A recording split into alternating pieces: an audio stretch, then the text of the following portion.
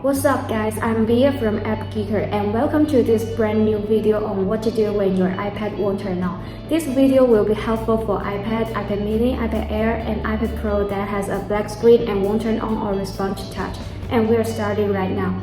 When it comes to why your iPad stuck on a black screen which is not responding and not turning on, the causes can stem from the crashed software, black screen of death, drained battery, broken screen, faulty charging accessory, or other hardware issues. So let's eliminate this startup issue one by one. The crashed software is common to happen, causing your iPad suddenly to turn off and not to power back on. So the very first step to fix an iPad that won't turn on is to hard reset your unresponsive iPad. The steps are very depends on your iPad models. To hard reset an iPad with home button, hold down the home button and the top button at the same time. After around 10 to 25 seconds, the Apple logo will appear and you can let go of the buttons. Just wait for your iPad to restart and turn on completely. To hard reset an iPad without home button, press the volume up button, the volume down button, and then the top button, and keep holding it until your device shows Apple logo.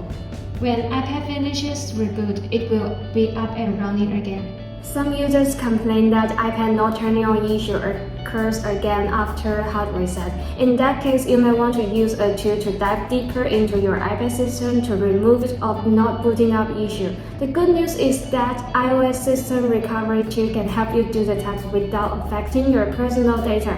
It's also a reliable option to fix iPad black screen of death problem. To get the software, go to appgeeker.com, find iOS system recovery tool.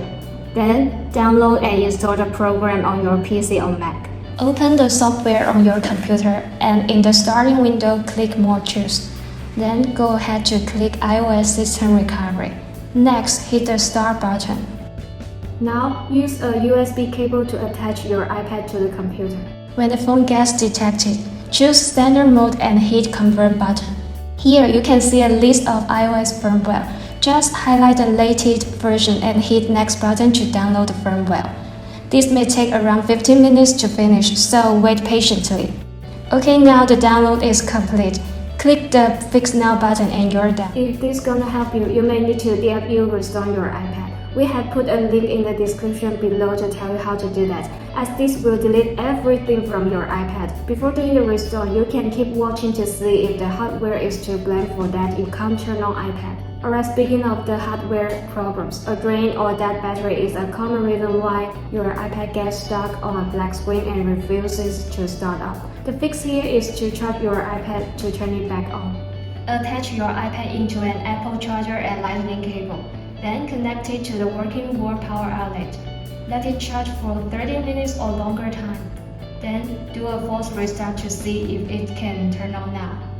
In the meanwhile, check if the charger and the USB cable are in good condition. If not, switch to a different no-good charger and lightning cable. Then use a soft brush to clean the charging port on the bottom of your iPad. If one of them goes wrong, your iPad won't get enough power to boot up. Once done inspecting the charging accessories and the lightning port, connect your iPad to wood power again using the working charger and cable. It's the same here, charge it for 30 minutes or longer, and then hard reset your iPad while keeping it plugged into the power. After that, your iPad should be working again.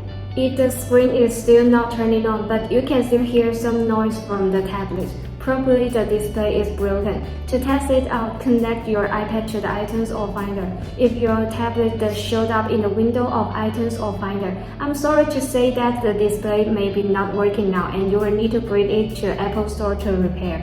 To avoid losing any important data, you would better to perform a backup of your iPad in items or finder first. Alright, that's it for today's video. If you enjoyed it, please hit the like button and share it with your friends who suffer the same issue. If you are new to our community, be sure to tap that subscribe button below so that you can stay updated every time we upload new videos. Also, please let me know if you have any other questions in the comments below. I'll see you in the next video.